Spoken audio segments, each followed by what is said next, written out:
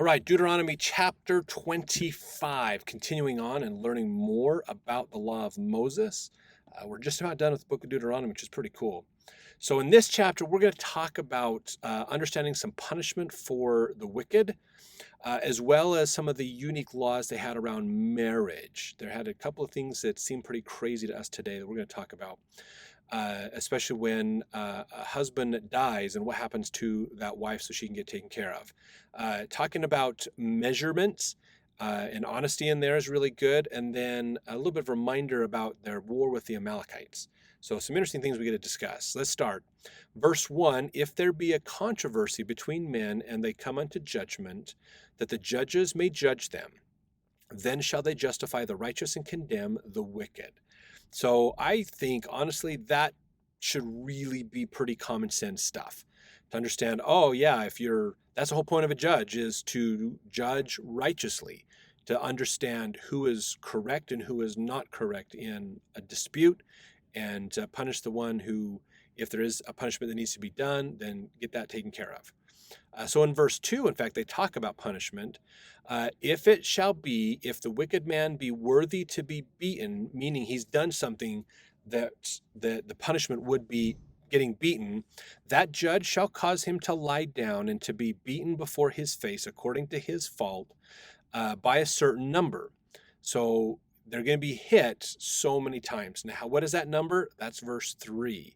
40 stripes he may give him and not exceed. Lest if he should exceed and beat him above these with many stripes, then thy brother should seem vile unto thee. So this is an important point in justice.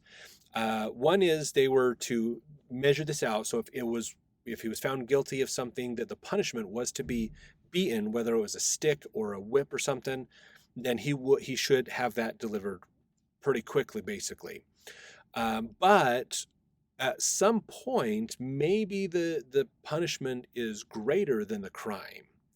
So they put a limit on the punishment, saying you could only hit them 40 times, give them 40 stripes, so that it limited and prevented you from punishing too much, too harshly. Because if you did, and they're like, oh man, you punished me, the last guy that did this, you gave him 20 stripes and I got 80 stripes out of this, you must hate me. And that puts animosity between the two people. They see each other as vile or as bad, and then they hate each other, basically. So they put a limit on this, saying 40 stripes is it. You can hit them 40 times, and then you have to be done. That's it. That's all the punishment. They've paid their time. That's it. You can do no more. So in Jewish history, in antiquity, traditionally what they would do is actually do 39 stripes. Because they wanted to prevent the appearance of going to the limit or even maybe considering exceeding that limit. So they would usually only go to 39 and stop just to err on the side of making sure they didn't cross that line. But Hugh Nibley made a comment here about making other people seem vile. In his book, Approaching Zion, page 195, he said, making those we don't like seem vile is one of the most advanced techniques of modern society. So this is a concept, what Hugh Nibley's talking about, where we have a tendency in society to vilify or hate the people who are different than us. It is a bad sign in our society when it is so easy to hate someone who has a different opinion than you do. So this kind of goes back to the idea of the Master Mahan principle that we've talked about off and on this whole time since the beginning of the Old Testament, understanding that the concept is Satan wants us to hate people and love stuff and prizes and other non-person things. God wants us to love people and respect people and work with people. So this is what they're talking about here is a society that is easy to hate people is going in the wrong direction. It's a bad situation. So I know this happens a lot in modern day where we hate someone who has a different belief than us, a different political persuasion or whatever. So we want to really be careful with that and realize that we need to learn to love the person. And we can disagree, but still love the person. And that's okay. That is totally okay to do. It's always important to remember, no matter how much you disagree with that person, regardless of what they believe in or what you believe in, Christ still died for them just as much as he died for you. He loves them equally as you. And so because God and Christ love them and want them to be a part of their family, we need to make sure that we are extending that same opportunity to people also. So very, very important. Now, in here, let's go to verse 4. Verse 4 is kind of a rule by itself. Thou shalt not muzzle the ox when he treadeth out the corn. So if you have an ox that gets out, it's basically talking about not punishing an animal because they did something that they didn't realize that they did. They didn't realize they were making a mess of things. They just got out. So it's just talking about not punishing animals if they do something that they don't realize is wrong. Now, verse 5, this is getting into the marriage laws. So let's talk about this a little bit here. If brethren dwell together, and one of them die and have no child, the wife of the dead shall not marry without unto a stranger. Her husband's brother shall go in unto her and take her unto him to wife, and perform the duty of an husband's brother unto her. So this is a very important point that we look at here. One is understanding that back then women were not allowed to own property, to make decisions, to be involved in the politics or anything like that. So when a woman gets married and her husband dies, the assets are all considered her husband's. And so there's a problem if they have no children together, then what happens to his assets? And she doesn't have necessary claim to them. So she can get left destitute. And so the point of this principle is to help her have a husband and then help those two, her and her new husband, raise their next son that they have together, basically becomes the son of the dead husband so that he can inherit the dead husband's assets, basically. That's what verse 6 is about. And it shall be that the firstborn which she beareth shall succeed in the name of his brother which is dead, that his name be not put out of Israel. So it continues the name of the family forward as well. And verse 7, if the man like not to take his brother's wife, then let his brother's wife go up to the gate unto the elders and say, my husband's brother refuseth to raise up unto his brother a name in Israel. He will not perform the duty of my husband's brother. Then the elders of his city shall call him and speak unto him, and if he stand to it and say, I like not to take her, then shall his brother's wife come unto him in the presence of the elders, loose his shoe from off his foot, spit in his face, and shall answer and say, so shall it be done unto that man that will not build up his brother's house. And his name shall be called in Israel the house of him that has his shoe loosed. So that's kind of a derogatory thing that would happen, basically. But this was a way to say, look, he doesn't have to marry her, but because it's an obligation, he's not fulfilling his obligation. So she'll probably go back to her dad's house to live there as a widow, and then go through those rites that we've talked about in Leviticus, about going through the rites of being a widow, and then she can remarry later. But the brother, he's the one that's the more responsible one. So the woman is not held accountable for this. It's the brother who won't marry her that's held accountable for this. And so he kind of gets looked at as a bad, kind of a derogatory situation from this point, basically. So, in fact, in the book, Great People of the Bible and How They Lived, page 132, it talks about this, saying the custom ensured the security of a widow who might otherwise be left destitute and friendless. If no brother existed, some more distant male relative was required to perform this duty. Whichever relative married the widow became her goel, or redeemer protector. The firstborn son to the widow by the new marriage was counted as a child of the dead husband and inherited his property. So this is where these ideas come from, is they're trying to protect the interests of the widow and the assets of the dead brother. So this was a way of doing it, is the next brother down would marry her and then raise up a family to him.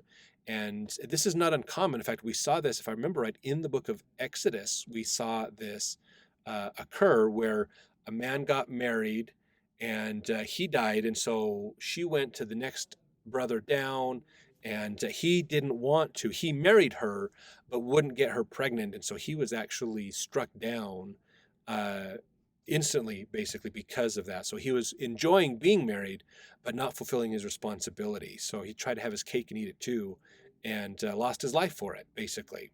So this is also where some of if you remember in the New Testament, the Sadducees tried to test Jesus by asking him about which husband in the next life, whose wife is she? If she's been married to like 3 or 4 brothers, who does she spend eternity with, basically? And that's where this law, basically the law of Moses, is where they got their idea from to try to trick Jesus, basically. And they didn't trick him at all. In fact, it was really good. So let's see. Verse 11. When men strive together with one another, and the wife of one draweth near for to deliver her husband out of the hand that smiteth him, and putteth forth her hand, and taketh him by the secrets, then thou shalt cut off her hand, thine eye shall not pity her. So what this is getting at here, this is not the marriage principle. This is different. What this is saying is if 2 men dwell together, like 2 brothers are dwelling together, they end up in an argument, they have a disagreement, and in order to basically prevent her husband from getting beaten, she basically is willing to sleep with the other man. She is to be punished. Her hand is cut off, basically, is what it is, and you shouldn't pity her at all for this. So it's not good to have her try to get involved and say, let me be with you for a night so that I can protect my husband. Using sex as a defense is not what the Lord wants in here. So that's a principle. Now, starting in verse 13, thou shalt not have in thy bag divers weights, a great and a small. Thou shalt not have in thine house divers measures, a great and a small. That's talking about scales, having a way to measure the amount of grain you have or the amount of food or whatever. When you use weights and measures to know, do we have the same amount? So they're saying here, don't have 2 sets of weights. Don't have one set that is true and one set that is false, basically that errs in the side of you making money. So this is not a good thing. So in verse 15, continuing on, but thou shalt have a perfect and just weight, a perfect and just measure shalt thou have, that thy days may be lengthened in the land which the Lord thy God giveth thee. For all that do such things and all that do unrighteously are an abomination unto the Lord thy God. So this is talking about, again, cheating people, being dishonest in those weights and measures. So when they came and said, I need a pound of wheat, and your weights are extra heavy, so it says a pound, but it's actually a pound, it's like 3/4 of a pound or something like that. So you're not giving them a full pound of wheat, but you're making them pay for a pound of wheat. That's a way to cheat the system. And so the Lord's saying here, do not do that. Okay, another way you could say this was done in Rome actually was when Rome pretty much ran out of money, gold and silver to use to make money with. They started to put a specialized tax on government buildings. So if you want to go to the museum or the other government-ran buildings, somebody would be standing out there with a knife or some shears. What they'd do is they'd take your Roman coin and they would shave just a little bit off of it and then give you the coin back. So not enough that the coin loses value, but over time, one coin could lose enough that people weren't willing to accept it. So if you went to a merchant to buy food and you gave him a coin that had been heavily shaved, that merchant realizes that coin's not a full coin, which means I'm going to get cheated if I sell my goods at full price. So now he goes back to the merchant and say, no, this isn't a full coin. You need to give me another coin to compensate for this because this is the price. You need to give me this value. So that's actually was a hidden inflation that Rome did for a while. So that was kind of cheating the coins by trying to pass them off as real coins. It was kind of a thing that they did to try to, and then they took all that extra pieces and they molted them down and made more coins, basically. So that was inflation. And what he's saying here is don't deceive people with your weights and measures and things. Be honest in your dealings. All right, verse 17, remember what Amalek did unto thee by the way when ye were come forth out of Egypt, how he met thee by the way, and smote the hindmost of thee, even all that were feeble behind thee, when thou wast faint and weary, and he feared not God. Therefore it shall be, when the Lord thy God hath given thee rest from all thine enemies round about, in the land which the Lord thy God giveth thee for an inheritance to possess it, that thou shalt blot out the remembrance of Amalek from under heaven, thou shalt not forget it. So they're saying here, if you remember in Exodus, I believe it's Exodus 17 is when we hear of Amalek. So this is the Amalekites, the Israelites were coming in, and the Amalekites kind of came around the back and attacked Israel from the rear. Basically, you usually put your main troops up front, you put your sick and weary people in the back, and Amalek attacked from the back, started killing the sick and weary, and working their way through Israel, and so Israel fought back. This is also the story of Moses when he's standing up on the hill. When he puts his hands up, Israel wins. If his hands fall, Israel starts to lose this battle. So this is when Aaron and Joshua help hold up his hands so that they can win the fight, because it took hours and hours and hours for this battle to work out. And Moses is tired. So he couldn't hold his hands up all the time, so they helped prop his hands up.